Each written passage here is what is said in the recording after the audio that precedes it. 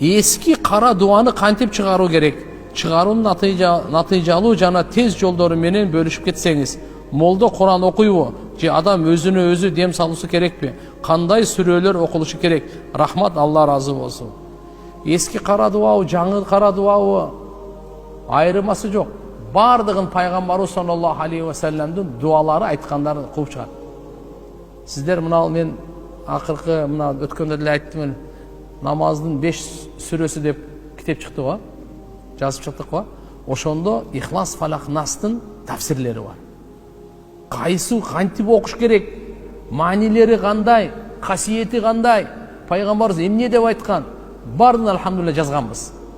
Кудай кааласа иншалла ошондон неме кылыңыз, мына ошо сүрөлөрдү ихластуулук менен, дарат менен, Алладан үмүт менен окуңуз. Кудай кааласа эски пескиси бардыгы жок болот. Аллахым жардам берсин баарыбызга.